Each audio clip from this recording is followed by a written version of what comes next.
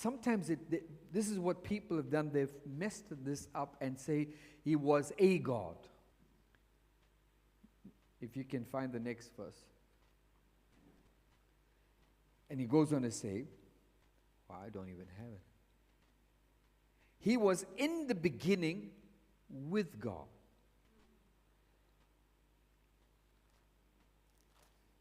My Bible. He was in the beginning with God, verse 3, and all things were made through him. And without him, nothing was made that was made. Because in him was life, and the life was the light of men. And for the light shines in the darkness, and the darkness does not comprehend. It means the darkness cannot overcome this light. I did say this. I took the end of the chapter. I went to chapter 20 to say that if we believe, many signs, but if we believe in him, these were written that you might believe, and in believing that Jesus is here, as they mention anything about him, this is his name.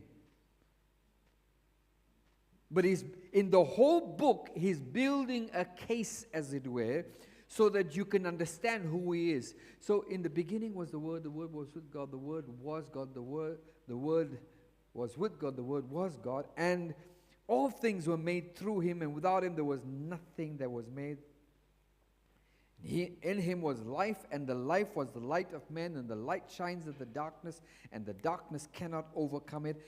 I will skip those verses and then go to verse 14, and it says, and the Word became flesh and dwelt among us. So from the beginning, he went from creation, because you're talking about God. If you talk about God, you must talk about him as a creator. If he is not a creator, he is not a God. He cannot be God if he cannot create. That's one thing that you have to associate, and this is what he is doing here. He's showing you this picture of who God is, that he's a creator, and then he's showing you Jesus. Because in believing in Jesus, you will have life. Because it says now in verse 14, yes, in the beginning, before anything was even made, you were in him, slain. Who? Jesus. So he's trying to bring that picture. There he was. But then he says, and that Word that was there, which is God, became flesh. Chose to become flesh and dwell amongst man. Now let me bring you this. Two things happening here. God, the Word, and flesh, man. The Son of God, the Son of man. If you only believe Jesus as a man, not enough. When he dies, then it's all limited. But he is God. Completely. Not, he has some of God in him. Fully God, fully man. And the Word became flesh, now listen to this, and dwelt among us. And the Word became flesh and dwelt among us, and we beheld his glory, the glory as of the only begotten of the Father, full of grace and truth. Did John know this when Jesus was walking on the face of the earth doing all the miracles at that point in time? No. This is only afterwards.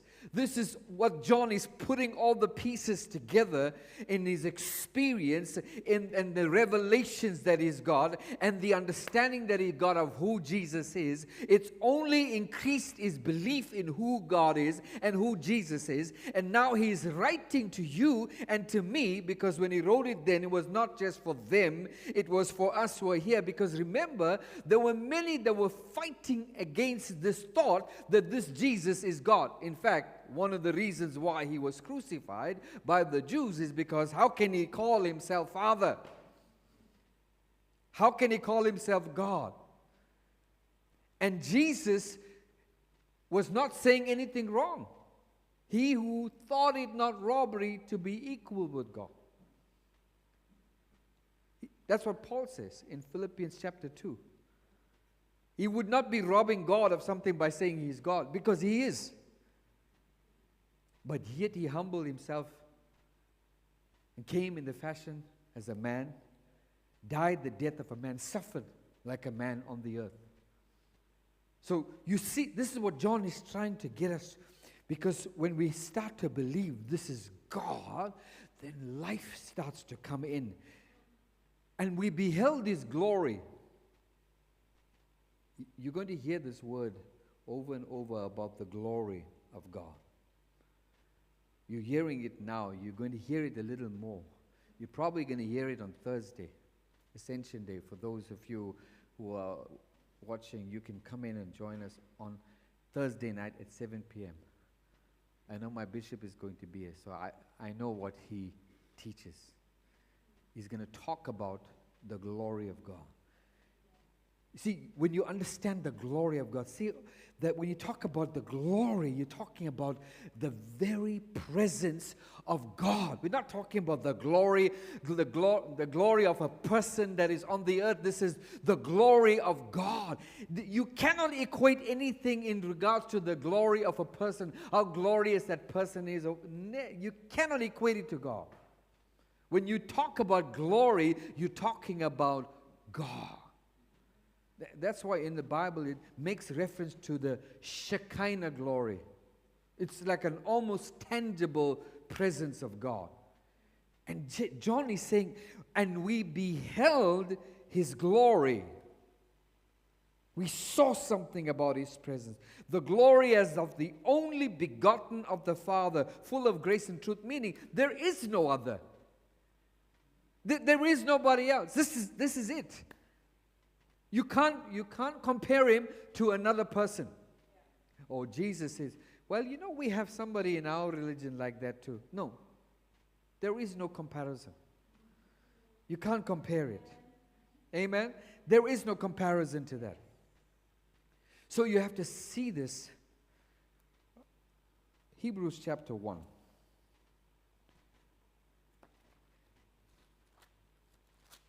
And we read from verse 1.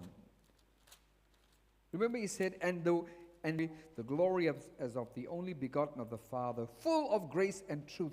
John bore witness of him and cried out, saying, this was he of whom I said, he who comes after me is preferred before me, for he was before me.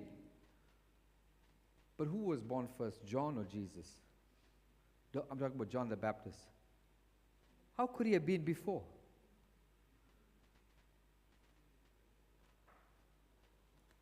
Hebrews. Coffee.